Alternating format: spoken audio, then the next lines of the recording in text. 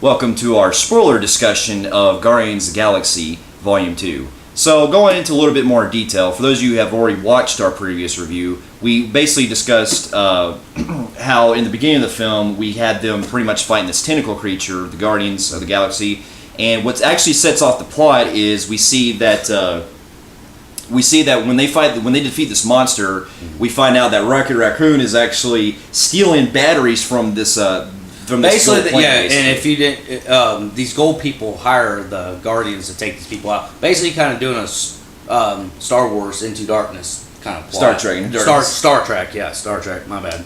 Star Trek Into Darkness, where we get the opening of them saving planets because they now established themselves. Yeah, and they're saving planets from bad shit, and they're hired by these gold people to take care of this little octopus creature. And when they do. They end up stealing, the raccoon dude stole batteries and stuff and pretty much got bounties on their own heads. Yeah, and then we see that after they escape, they ended up trying to flee from them, and then that's when we get, that's when we see that they actually get saved by Kurt Russell's character, who then leads them to this planet that they crash land on. That's like in a forest area. Kind of looks like Endor. Yeah, it does. You get a lot of Star Wars feel to it with these planets. You do. But you also get a little bit of Star Trek with Beyond and Into Darkness, where they did all those little pretty little colors. Yeah, absolutely. Yeah, so you get a mixture of both. Beautiful too. Yeah, and it's visually, it's gorgeous. Yeah, but anyway, they pretty much end up crashing their ship down on the planet. That's the forest planet, like you see in the trailer. Yeah. And then we see that Chris Pratt's Star-Lord gets introduced to Kurt Russell's character, who comes down with his Mantis assistant. I forgot her name. Her name's Mantis. Okay, yeah, her name was Mantis. Yeah. But basically, they come down and they pretty much he tells them that he's his father. So we actually finally get to see a lot more history. Yeah. Well, I mean, basically, Star-Lord is shocked at first when he discovers that he finally gets to see his father for the first time. Yeah. And then basically on the other side of the story, we see that. After this, we see that. When they crashed on another planet, I think, before.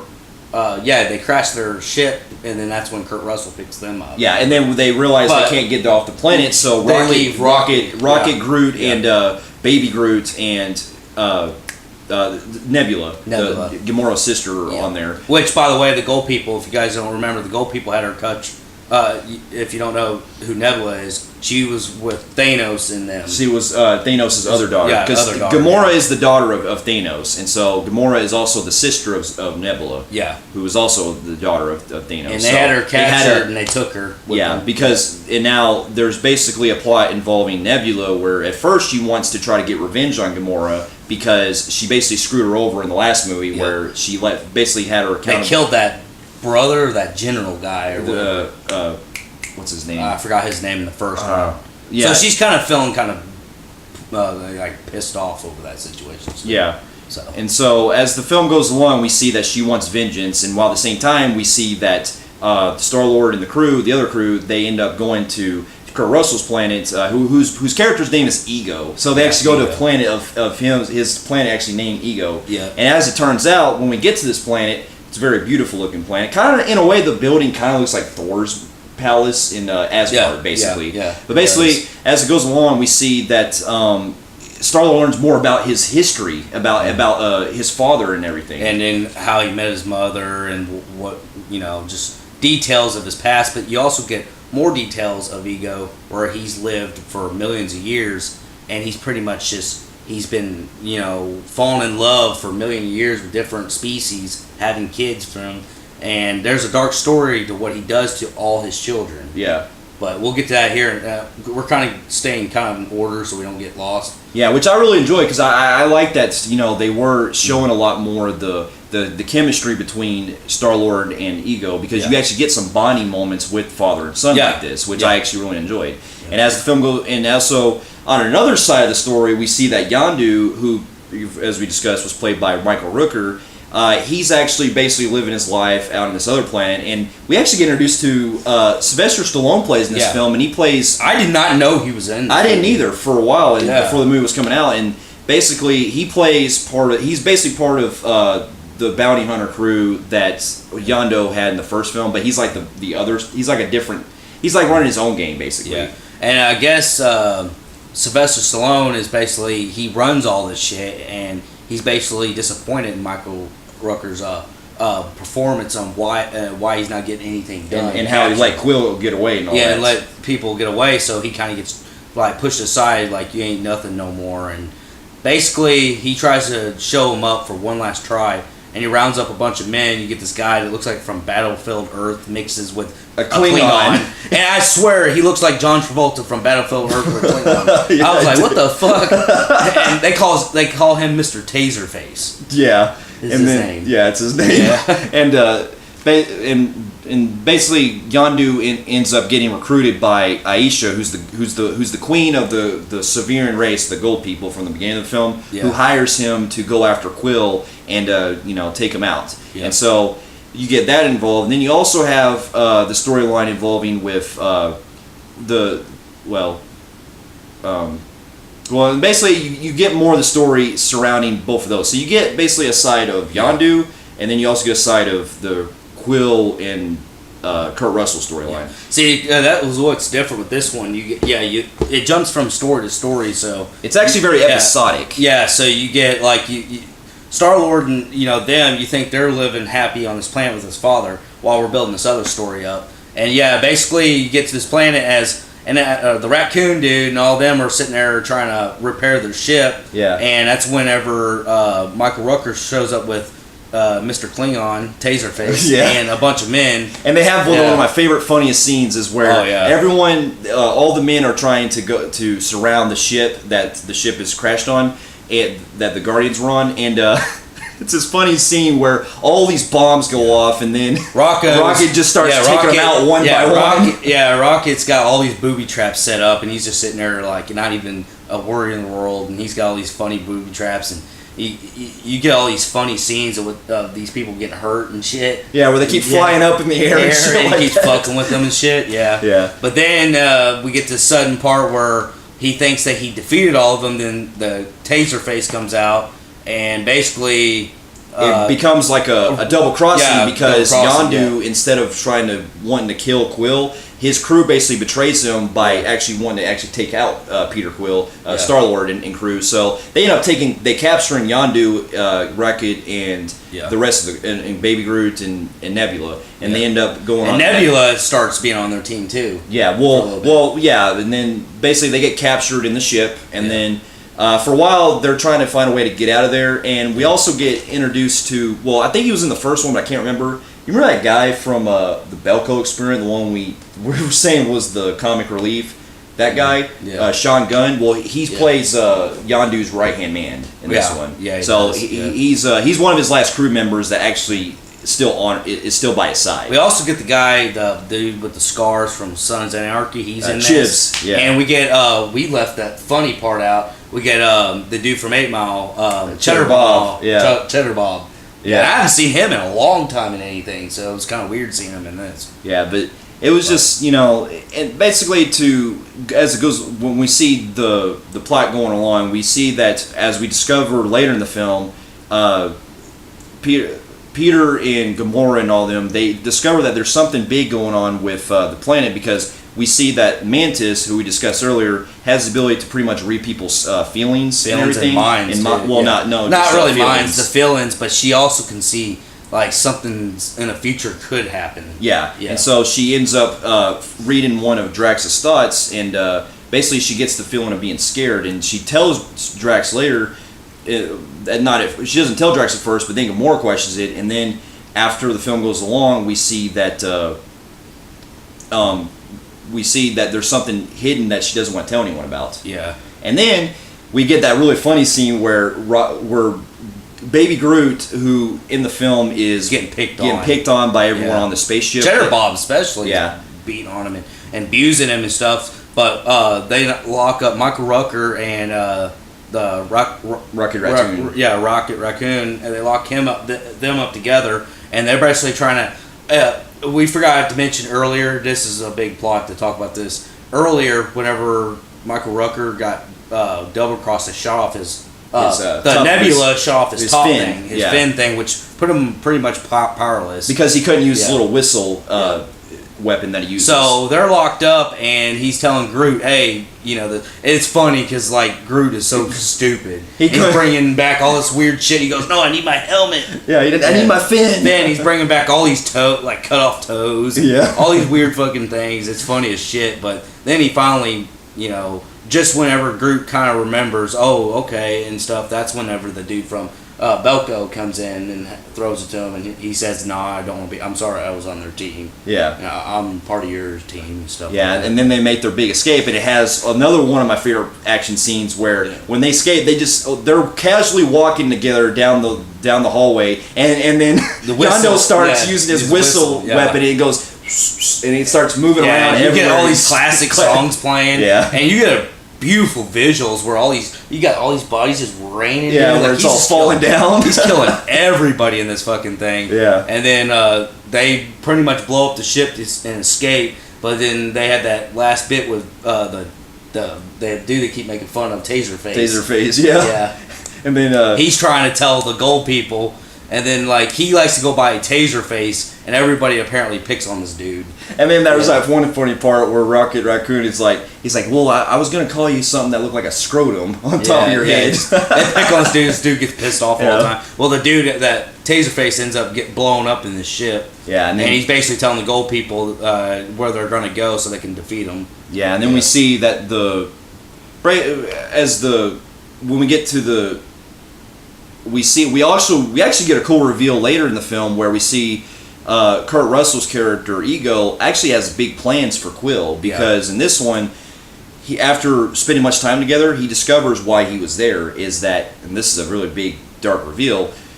They end up Ego's plan is to basically lure Peter into expanding upon and basically destroying the universe. We learn to find out that Ego is 1 million years old and he's a god. He's basically a planet. Yeah, he's a planet himself, but he's like a god type powers, and this guy's got a lot of powerful. He's really powerful. Well, anyways, we learn. We already know that Star-Lord's father. He starts to they start revealing that he kind of seemed you get Nebula and them trying to Nebula and her sister finally get in some big fight, and they kind of they kind of team up, and they kind of make amends. Well, then this wall breaks, and there's a bunch of skulls come out, and come to find out that Kurt Russell, like I said earlier, he's been having falling in love and having kids from all these different races because he's lived so long. He's killed his kids. Yeah. And not just that, but we get a very big fucking reveal where we see that Kurt Russell actually was the one who killed his mother. He's the one who gave his mother brain cancer. Star-Lord asked what happened to my mom. What wants to know the truth and stuff. And he's like, he goes, I was falling in love, and it was getting too far deep in, and he was not wanting that because he's a selfish villain.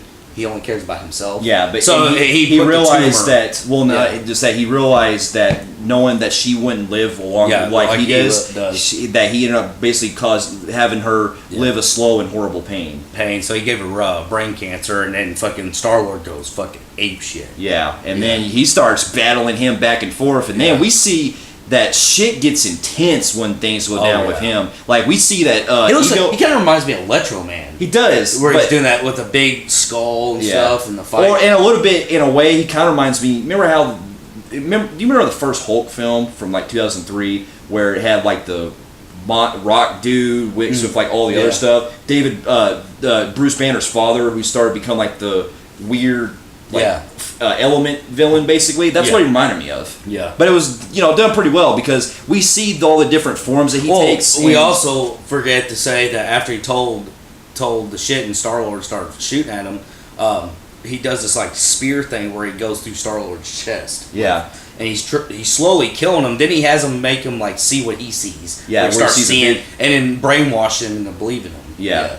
And then as we get to we see the actual climax is one of the biggest vulnerabilities we see in these characters so far, because after the crew basically teamed back up, we see that Yondu and the rest of them took that spaceship that we discussed earlier. Yeah. They end up going to the planet Ego, where the rest of the crew are at, and we see that they're trying to save them and everything. But then, like throughout the rest of the planet, like they end up having trouble because Kurt Russell's character is so powerful that the only way they can take him out is they have to get inside of his brain. Right. They find out because he is a planet. His brain, his central nervous system is in the ground. It shows it. Yeah. And they gotta nuke it and blow it up to kill him. And at the same time, while this is going down, the Gold People, remember I said the Taserface showed them where they were going to possibly go, and they tracked them, and next thing you know, you got a million fucking ships coming down. Yeah. And they start going in this big old fucking battle. Yeah. And then shit gets really real as it goes along. And not just that, but we really get some emotional parts too, because here in this climax, we truly see the arc come full circle for Yondu, because if you remember, Yondu was always against Star-Lord in the first film, but in this one, in this final climax, we actually see that he does have a human side to himself. Yeah. Because, well, I don't know if it was really revealed in the first one, but Yondu is actually Star-Lord's upbringing father. Yeah, he was the father who basically raised him the way he was supposed to be. Yeah, raised him when he was supposed to be, and pretty much Star-Lord only knew him. He knew this guy longer than he knew his own father. So it was like a daddy thing. So like Michael Rooker, we see him as that hard ass, I'm gonna take you down anyways type of shit. You steal from me and all this. This one, he's like, he wants to be part of them. Like, yeah, and it really, when we see the final climax that takes place where they finally had their final battle, we see, so in the long run, that Yondu actually sacrificed himself because he ends up saving Quill from the destruction and giving him a spacesuit. But once they get to the final air, we see that, well, unfortunately, Yondu ends up pretty much dying because Rocket only had one spacesuit available, and he gave it to Star-Lord. And then we see that very emotional part where they do this pretty good big funeral thing, and they really drag it, but it's for the good because you actually feel the emotions. And not only that, whenever he's dying, his last words are like, he might be your blood father or stuff, but I'm your dad. He'll never be your daddy. Yeah. Yeah. Like I am. And then actually in our final scene of the film, we actually seen something that's straight out of Star Trek II Wrath of Khan, where we have a cool funeral scene where Yondu is honored in his memory, and then he's lifted into space and basically burned. Yeah. I guess, I don't know if he was in space or what, but he was burned. Basically has a funeral similar to... What they did is they burned him in this like fancy little thing, and it looked pretty cool visually, and then they just blow him out into space and he just floats away. Yeah. And stuff. Basically kind of like Wrath of Khan, yeah. Yeah, but it was very cool how it made all the because all the people that were close that worked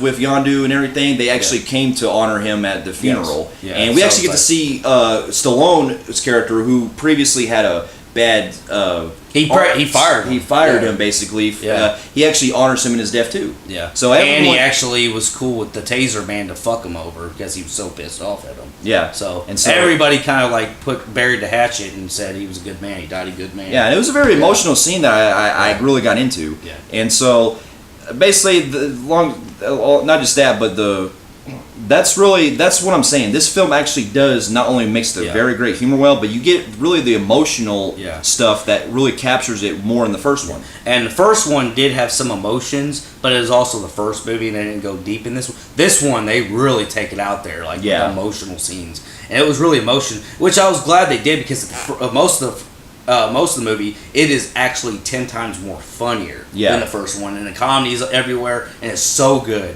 The comedy and the action scenes blending in is very well, and I'm glad that they had that very emotional attachment. Because that made this movie jump up. Absolutely, and then we get to see the 5 scenes in the credits while they're playing throughout, and they're all mostly humor scenes. But the one thing to remember though is at least 2 parts is we have the scene where Stallone's character is getting to go on a journey with his new crew, or I'm sorry, he's teaming with his like ex-members that used to be on his crew and stuff. So we have something going on with him for next movie. Then we see a reveal that the gold woman, Aisha from earlier in the film, realizing that her men are pretty much outnumbered and got defeated. Yeah. She ends up using a new weapon or a new way to defeat the Guardians by using this thing called Atom Haywire, I believe. Some big old machine, and she said she was gonna call it Atom.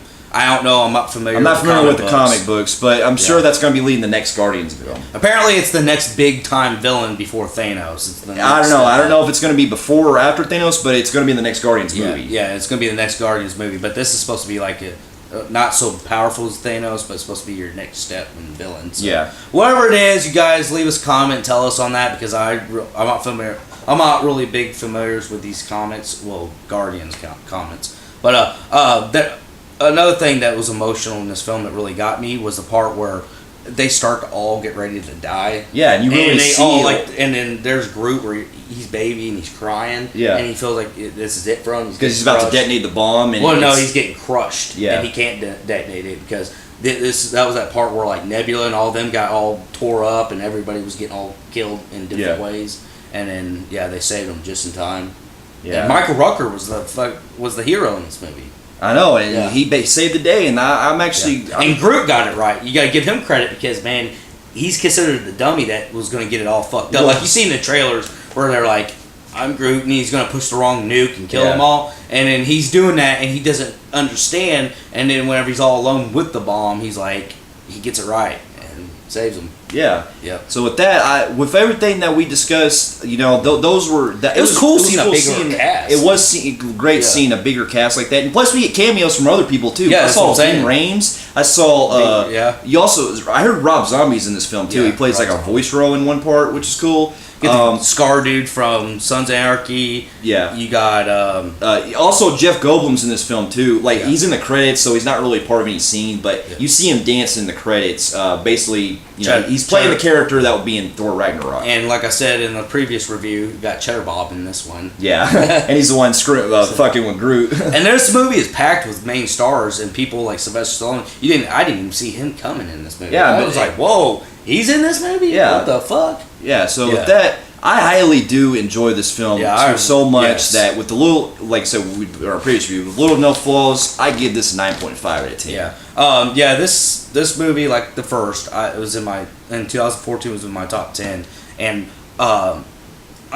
in my personal opinion, I think it topped the first one. I'm not saying nothing bad. I love the first one. The first one was damn good, but it was cool to see a sequel top the first one, and I think this one did top the first one. But, if there's anything that I do have, we didn't bring this up in our review previously. If there's one thing, and this has nothing to do with the film, but one thing that did piss me off was that we went to go watch this in 3D, and guess what? When we went to go watch it in 3D in our theater here, our theater actually showed the 2D version when it was advertised as 3D online. Yeah, this movie was my top 5 3D anticipation movies. We see 3D movies all the time. If it's something like this, we're there. We're pretty much there in any type movie because we want. If it's gonna be good or bad, at least we see it in 3D. Yeah. I always want to do every movie in 3D. And this was one of my top 5, easily probably top 3 or maybe one of my top best. Was anticipating in 3D, and for the first time ever, they